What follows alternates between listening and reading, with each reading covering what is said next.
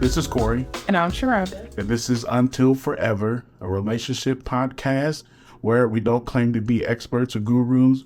We are just trying to help somebody. And we hope that you can help us too. So send us those messages as always. We're back. We're back, season 3. Season 3, 1, 2, 3. That is the number after 2 and the number before 4. You see how we know stuff? Yeah. Isn't that awesome? Wow. Oh my gosh. We are. What? She make fun of me because I say crown the right way. When you're coloring with something, that's a crown, right? Comment. Is that a crown or crayon? First of all, crayon sound like something off Star Trek. Second of all, crown is the way you anyway. Just tell us how to say it. Season 3, guys, we're back. And we're going to jump into this season with a series. What's the series called? You tell us. Don't you have it on your phone? Don't you? My phone over there. Oh, goodness. I can't get off camera to You sure about that? Oh, whatever. The series is called How Do We Handle? How Do We Handle? That was the Holy Ghost brought that back to my remembrance. Not remembrance, but membrance. Because it means more when you leave letters out. Ain't that right? Okay. So we're going to talk about that. We'll talk about how do we handle. Reason being, because looking around, we notice a lot. And we notice that there are people who handle things certain ways in their relationships, and it works for them. That's great. But then there are some people who handle things or don't handle things, and they're trying to figure out what the best way is to handle certain areas of their relationships. We're the same way. We know what works for us, and we know that maybe something that works for us may work for you, or vice versa. Maybe something that works for you may work for us. So, as always, like, comment, share. Let us know what you think about these topics, and even some little tips about how you handle certain things. But the very first thing we're going to talk about is what? I don't know. You know how to know? I don't. She fussed at me. Let me tell you something. She fussed at me because she said that I should have the note that I shared with her. But the way she argued made me think that she, in fact, knew where the note was. Thank you. No, you're welcome. You're welcome. I think I need an apology, too. For what? Fellas, do y'all ask for apologies or do they just happen? Because I feel like as a man, we got to ask for them joints. They don't just happen. I think, is that hard for you? We're going to get there. We're going to get there. Okay, but we got, But first, how do we handle conflict? oh, this is a good one. Okay, so Okay. how do you handle apologizing? Oh, that's not the title. That's not the title, but I want to know. Y'all pray for me. I want to know if this is something that is hard for women. Is it hard for you all to say? I think you should generalize it based on your gender. And see, and so it begins. You see how she did that? It ain't about man or women. No, it is. It's about the person. It's about the person, okay. But I also think that if we're speaking in general, for women, No, it may be a little bit harder. I don't think it has anything to do with man versus women. I think it has everything to do with the person and their characteristics and their background and what apologizing looks like to them. And the reason why they should apologize. Should there always be an apology? It depends on the level of the grievance. You also, I don't think that's the word. I was like, when you see how technical it's got to be, for fellas, we just, this just, I'm sorry. It's not man and women. I get that. But you all know good and well, for most gentlemen, it don't take all the dissecting well, if he did this, then this, and if he did it. No, if you was wrong, say, I'm sorry. Why is this so difficult? do you mean it though? Yeah. Or are you just saying it so you can say it? That's, ooh. Oh, no. Have you ever said it just to say it? Definitely. But you can tell. You can tell when I say it just to say it. I don't know why you're looking to the side. So there have been times where you've apologized to me and you didn't mean it? I'll say it sarcastically, like, well, I'm sorry.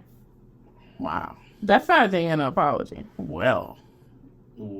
A genuine apology is, you know what, I'm so sorry. Right. What should have happened is I knew the note was in my phone because I stumbled upon it a couple of weeks ago. Mm-hmm. But then just now, people were probably noticing while they were watching it, you were talking, and I was looking, but I could not find the note. I was even in my Google Docs because I couldn't remember where I found it when I stumbled across it. But I did have it. And I did know that we had prepared some episodes because we abruptly ended season 2 a little earlier than we should have. So we were already prepared for season 3. This is a whole lot just to say I'm sorry. Do y'all see what I'm talking about? She just went and brought in 7 separate That's how my brain works. That's how my brain works. So how do we deal with conflict? How do we deal with conflict?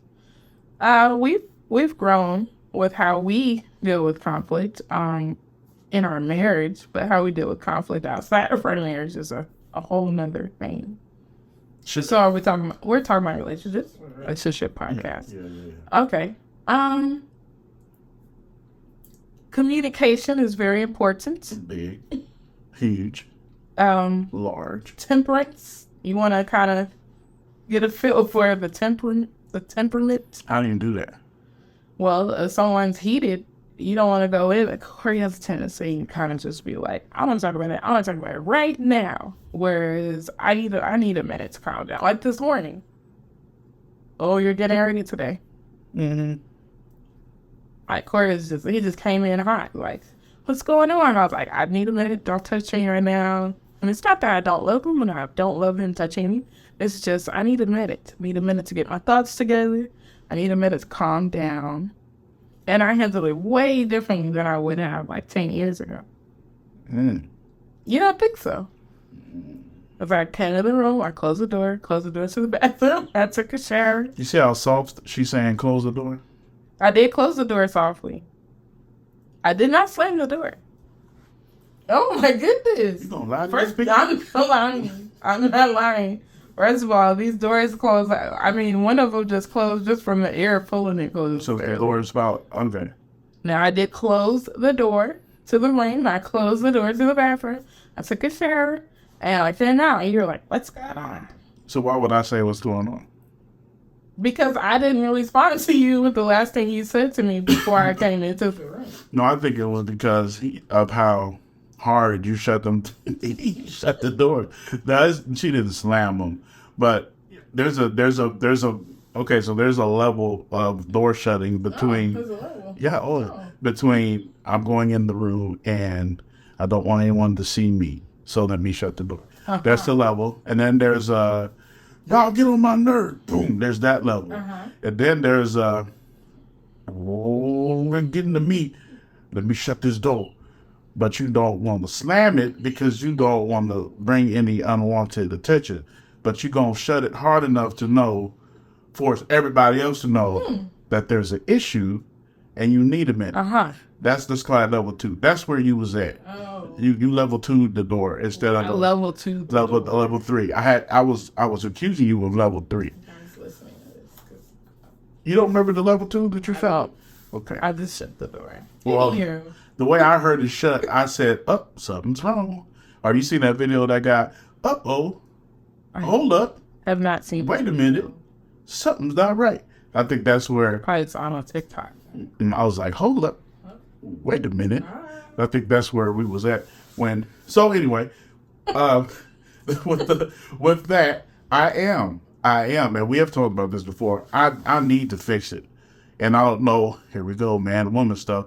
But it's not. It's not man and woman stuff.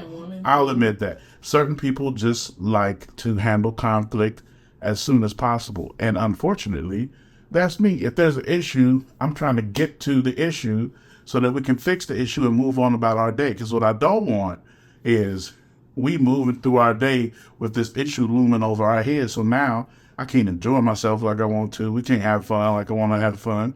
I'm sitting over there looking all tight-lipped because, I know something ain't right. So you're right. I do that, but I don't think it's a bad thing. I think it's about timing. Mm-hmm. It is about time. Just what I say. I say you have to check with temperaments. You're right. You're right. People involved. Absolutely. So with conflict, we're saying the first important thing about conflict is communication. Yes. So, and in communicating, you have to look at the timing when it comes to dealing with communication in conflict, because everybody ain't always ready to have that conversation. Yeah, emotions can be all over the place, depending upon what the conflict is about.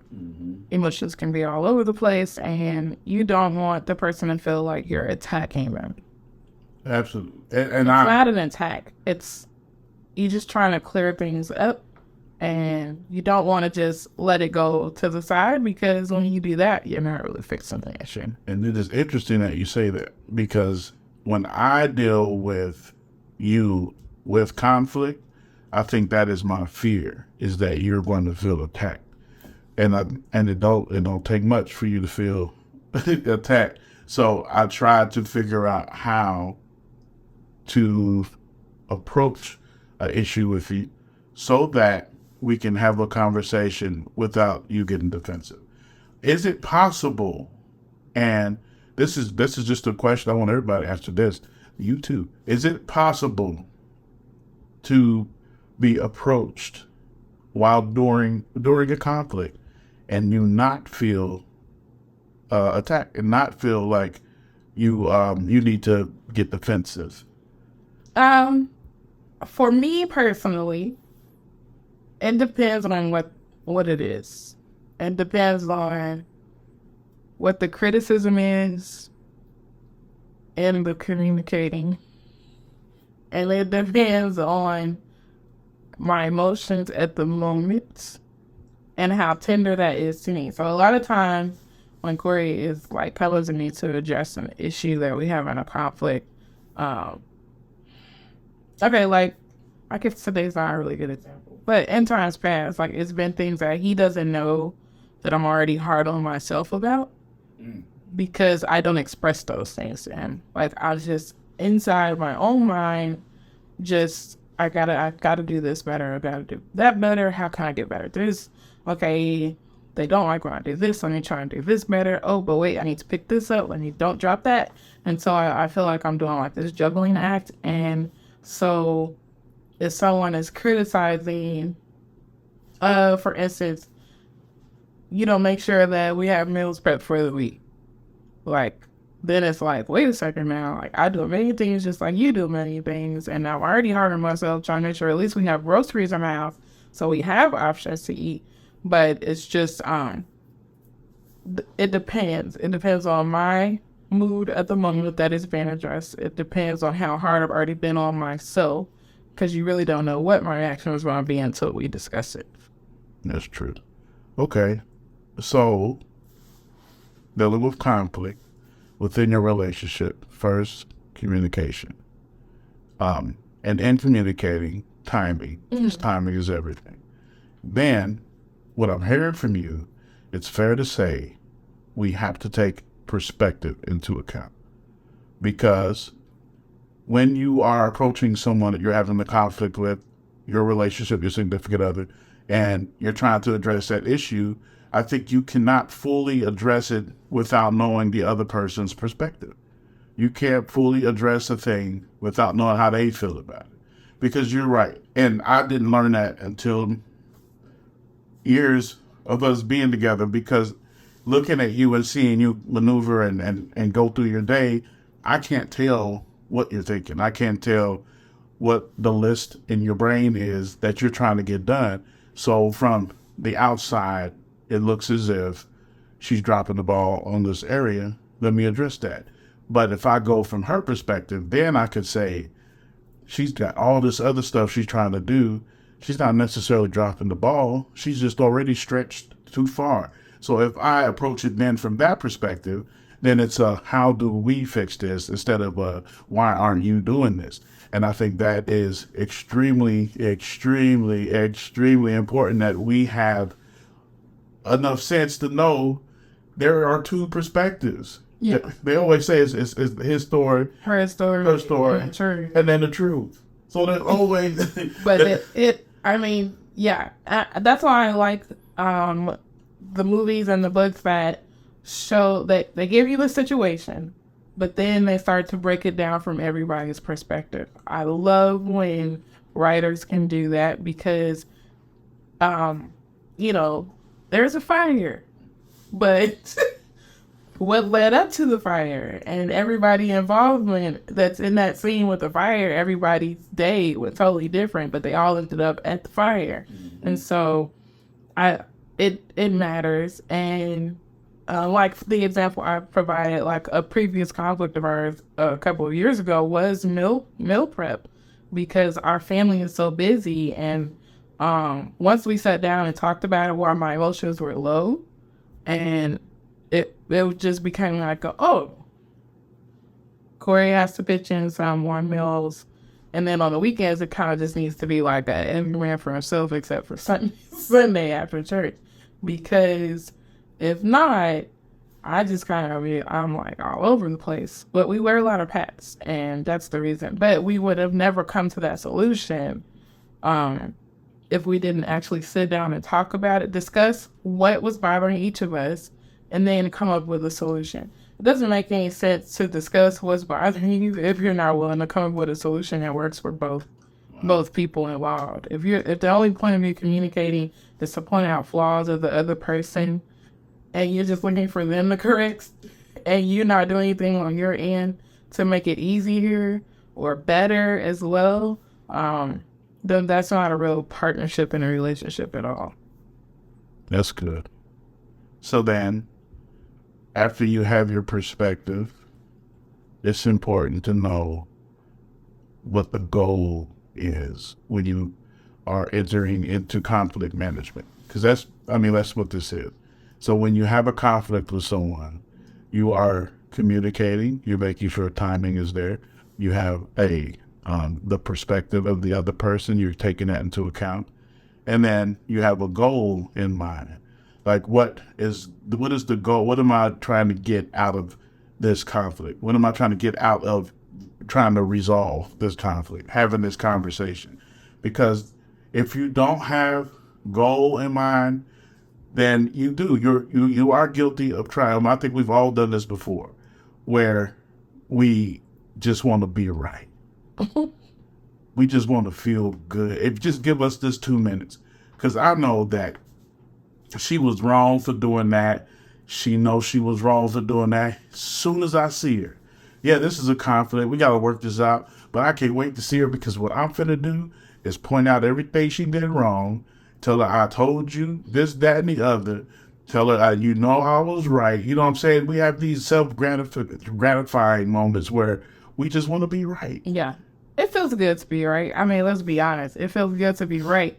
But when being right and basking in being right ends up hurting the other person, it doesn't really make you look that great. So was that your goal? Was your goal to hurt? Was your goal to make them feel less than what they are? Was your goal an aha moment? I've done that. I've had goals where, like, she would do something to me and I would feel away. So now my goal is to make sure she feels how I felt. Maybe then she'll understand what it's like to do whatever it was she did. It don't work. I be trying, and then when it's done, I'll be like, now how do you feel? How did that make you feel? That's how I be feeling and she just be sitting there like this. Oh, it's a game to you? Oh, this a game to you?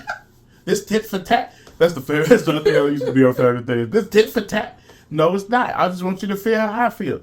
It doesn't, it may work for some folks. Been working this situation. So I had to learn to make sure I had a goal in mind. If you are in the midst of a conflict and you're trying to resolve that conflict, the goal should be conflict resolution. The goal should be build from this, move forward from this, not make sure she understands how wrong she is, or make sure he understands that he messed up. That should never be what the goal in mind is for the conflict. Can it be all of the above? Nope. Nope. I don't think it can. What do you think? What do you mean by all of the above? Can it be, I want him to know he's wrong, and so that we can move forward? No. And honestly, and we talk about our faith in God all the time. And so when it comes to, like just reading God's word and having my time in prayer, especially about things that he may do that really get under my skin, that's just not the Christian way to approach it at all. And so, the way to approach it always is in love and forgiveness. And it really is to cover the other person until God reveals to them, hey, then it becomes like this opening where it's like you start seeing the change over time. It's never going to be an overnight thing. It's always going to be over time. Mm-hmm. That's the other thing I think we should have put in there with conflict resolution is, I don't know, I just had the word in my head, but like we should never think that the change is going to be like overnight. And that's good. Because we want it overnight, yeah, but it's not going to happen overnight. We're all different. Everybody's different. Everybody responds to correction differently, change differently, doing different things in a different way. We all respond to that stuff different. Some of us can overnight all of a sudden have a change in our behavior and then everything be cool. But for some people, it does take a while. It does take, it takes a made up mind, first of all. It takes the fact that you want to make the relationship work, so you're going to do what it takes to get it there. But it does. You're right. It takes time. It takes time. And you have to be willing to deal with it. We are people around us that we talk to, not mentored or nothing, but just in conversation where it's like, how do you know this the one? Like, how do I know what keeps the relationship working? How do we keep it, moving in the right direction? And honestly, the bottom line is when you have two people that love each other and want it to work and will never give up on it, that's what it takes. That's what it takes. There's no perfect relationship. There's no person that will check off all of the items on the list. Because trust me, if they check it all off today, a couple of years down the line, some of them check marks going to disappear, bro, because we change. Life changes us. Things happen to us. Relationships, you grow closer together, you grow further apart, you figure the thing out, you push, you make it work. If you have a person who loves you enough to be committed to you to say, we are going to make this work, we're going to make this relationship last, that's what it takes. And that's all it takes to get through even these conflicts. So the last point, so we talked about communication, mm-hmm. timing in that communication. Mm-hmm. What was the next one? I'll put you on the spot, didn't I? Emotion. You just made so it's about being her. I guess that tied in with time. Timing, yeah. Perspective, we talked about. Oh, okay. Perspective, we talked about having a goal in mind when you approach the resolution of the conflict. And here's the last part of it. Compromise. It can never be your way or the highway. It just can't. Now, if something is dead wrong and you have to fight to make her or him see that this thing is dead wrong, then of course that may just be the straw. You know what I mean? That may just be the thing that makes the relationship not work. But you have to have like if I'm expecting Sharonda to do a load of laundry every single day and get the food cooked and get the clothes out for the kids for the next day and make sure they're ironed and keep the house clean. And if I'm expecting her to do all that stuff and I bring it to the table and say, listen, you're failing in your responsibilities. You need to make sure this is done, this is done, this is done, this is done, and this is done. And, let's resolve this conflict. No, if you're going to do that, you have to be able to compromise in a way that says, this is what I'm going to do to help you make sure that those things get done. I'm going to do the laundry on Mondays and Wednesdays, and that's enough. I'm going to, I'm playing. I'm going to help cook meals. I'm going to help do this, that, and the other because it shouldn't all be on you. There has to be compromise in order for conflict to be resolved. What do you think about that? I agree. There has to be compromise, and that goes, back to what I mentioned about it can't be, or you, where I'm meaning both of us, about it can't be, the thing to just, I just want to be right, and it's my way, because that's not what a loving relationship is about. It's always about compromising, and if you get to a point where you can't compromise because both parties are not bending in either way, that's when you do need to pray about it, go counseling about it, maybe do some research on it, maybe poll some friends that you have that are in serious relationships, not any of this overnight or bouncing from person to person type stuff, people who are in committed, serious relationships, and ask them, and it doesn't mean you have to do it their way because they're telling you how they did it, but, you chew the meat and spit out the bones. You take what you need that will work for your relationship, your family, and, and discard other things that wouldn't, because there's always a compromise somewhere in the middle. It doesn't matter who gets more of what in the compromise. It just matters that you're able to make a decision and move forward. Because another conflict is going to come. It's never going to not be any conflicts. There's always going to be a conflict. It's just a matter of you being this team, a partnership, when you're handling the conflict. That's good.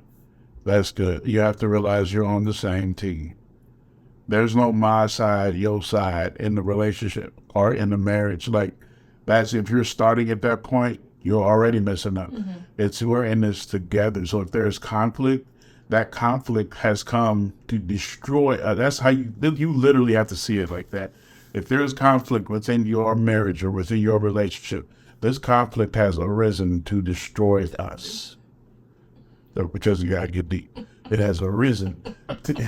It has manifested itself to destroy. It has come to destroy us, to tear us down, to tear away this thing that we call a union. So regardless of who mad at who for whatever reason, that goal, that purpose should be to fix this, not to let it fester and destroy. Right. It has to be. You have to look at it like that. Anything that comes against you is coming against y'all. It ain't just you. It's y'all. It's coming against y'all. You have to be on the same page there. Have to be. Always. So another thing that I want to throw in there that we have to make sure, or one thing that we definitely make sure that we do, it's hard sometimes when we're upset at each other, it is hard to tell that we're upset with each other in public. We try our best to be. You've gotten better. I used to be mad. It's not that you used to be mad. I be trying to talk to you. We sat in a church parking lot one time, supposed to be going in for a Christmas concert, and we had just got into it. All I wanted to do was go to the Christmas concert and come back home. And Corey was sitting in the parking lot trying to talk to me about the argument, and I started crying. I was like, I don't even want to go in there. I just want to go home. And that's exactly what we did. We did. No, then yeah, we went home. And we did not go in. We went home. We did not go that year. Well, whoever, I'm sorry, we ain't make it. Because you want to talk about it right there. I have to fix it. I have to fix it right away. But we didn't get around nobody else to where they could see that there was an issue. No. Now year one, oh man, year one was horrible. But now I think we do what we need to do. And somewhere along the line, it's usually Corey, and he'll come up to me and act like he's gonna say something, but he's saying something, but it has nothing to do with whatever is going on around us. And it's always him just whispering in my ear, I love you, and I don't know, or whatever the disagreement was. And then once that, wherever we are is done and the kids are not around, and then we kind of calmly discuss whatever was going on. But the main point is that nobody was in our business. Yeah. Nobody was in our bed, because that's where it starts. When people notice something's wrong, they'll start trying to ask. And they never ask y'all together. They wait till you alone in separate corners or something, and they'll run up to one of us. I've never had anybody ask me what's going on. Because we're good at making sure folks can. Yeah, we have been places and have been furious with each other, but you'll never know it.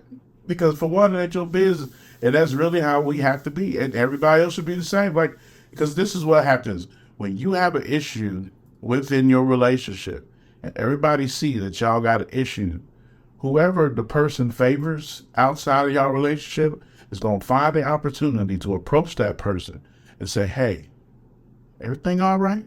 They're acting like they care. They don't care. They being nosy. Some people can't. Mom and dad. Y'all all right? This is what they say. They please just say, hey, y'all. If I ever ask you if you're okay, I genuinely do. I want to be, no, I'm playing. I care. I do care. But I want to know, too. Like, I ain't going, but, are y'all, is everything cool? Like, y'all cool? Y'all don't look like y'all get, they will pull you to the side and start whispering. And what you do when you confide in someone else that is not a part of that conflict is you literally bring them in to what's going on with you. Because now that person, especially if they ain't got sense, they going to tell you what they would do. Oh, yeah. Or they going to give you advice. Or they going to go tell somebody else. And now 20 people know that y'all didn't eat dinner because somebody didn't take chicken out and he mad because she ain't take chicken. Like, it's crazy how negative stuff spreads like that. But you got to keep people out of if you have to have a third party, it should be a third party that is talking to y'all. Yeah, folks. Not just one person. Not just one person. Especially somebody that's going to hype you up and be like, oh, I wouldn't put up with that. Or, somebody that's going to cause more division and not actually give you advice on how to win what's broken. You definitely want to watch those intentions. And please understand, when we say, like, nobody can tell, we're not being fake and phony. We still love each other very, very much. And so at the end of the day, when we have a conflict and we have to go out, we're not being fake. We're just, our love for each other overcoming the conflict that we're experiencing, and we're putting that to the side to get through whatever we need to get through. We had a few people when we got married, and we said this before, that told us, keep people out your business. Keep people out your business. And here's the bottom line. If I go to my mom and I say, Sharonda ate for the food at the house, and she's getting on my nerve, then I go home and me and Sharonda get it right. The last thing my mama heard was Sharonda acting the fool in the house. So when she sees her, she's going to see her under the mindset of Sharonda acting the fool. And my baby, my son. Actually, she's probably be like, what did you do? But yeah. It's probably true. But the point is, what happens is you now have people who matter to you who are picking sides and holding other people hostage with an anger or being upset with them for something, and y'all that already got over. You can be in your relationship moving forward, moving ahead, while your in-laws are still mad at you for some stuff that didn't happen. So, I think that's enough. I think we just talked enough about conflict. So, how do we call? It's been so long. Season 3. We thank you for watching. We back in all that things. We want you to like, comment. I think we're gonna put it on the bottom. Yes, we don't even need to say it. Well, let's say go across. It's going. So she trying to be slick. What she was saying was, "Shut up." That's what she meant. Was shut up. But she said it nice. And smell it. Y'all saw how she smelled it, y'all. We wouldn't even have to say it. Anyway, we will see you next time. Thanks for checking in with us. And episode 2 is next, right? Season 3, episode 2. All right.